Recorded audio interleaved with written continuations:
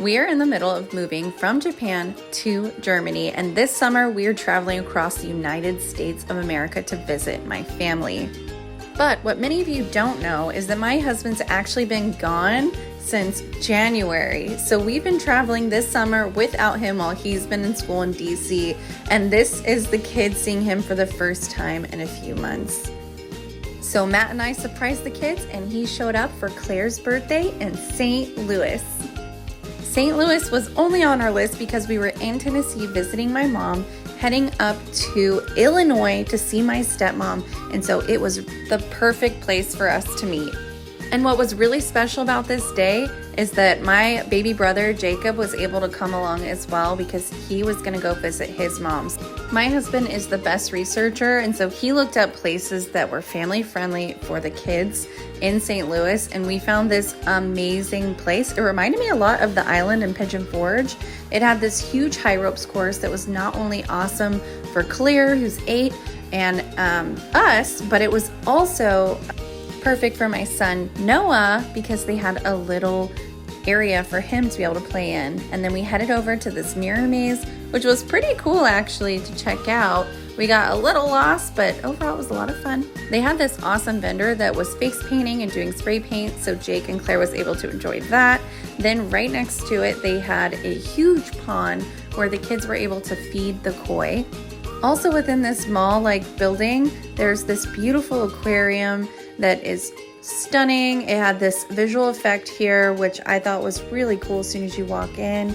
And then a lot of sensory play for the kids. They were able to touch the jellyfish, which by the way, you only touch the top of the jellyfish if you didn't know, which this actually helped me for when I went to Destin because I didn't know that.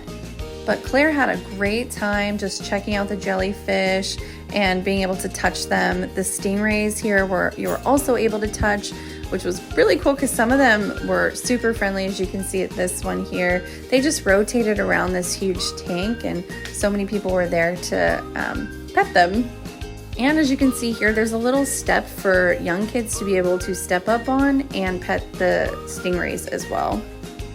Outside, they had a lot of different rides as well, more carnival-like rides. You'll see here they had a merry-go-round, they had a golf course right next to us. The kids really like the merry-go-round though. I think it's super cute. Look at Noah just holding on with his dad.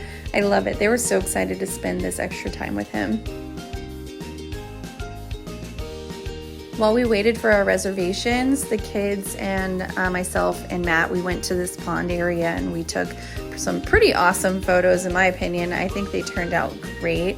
I'm definitely putting that one on my wall and this one as well. And of course this one. And right outside they had this huge Ferris wheel, and if you know me, you know I'm getting on it. I know I just got on one in the island in Pigeon Forge, but you know what? I love heights, I love a view, so I had to go up. And what I loved most about this is you're able to see the arch from here. Bam, there it is. And then that night, Matt took me out to a restaurant. This is a chocolate restaurant where they had chocolate martinis. Basically all their drinks and their food was some type of chocolate, all delicious and assembled there. Afterwards, we went to the New York bar on the top of the Hilton, which had this beautiful view of not only the arch, but also the stadium. And guess what? They won their game that night, so it was pretty poppin' at the Hilton New York bar. And this was just day one.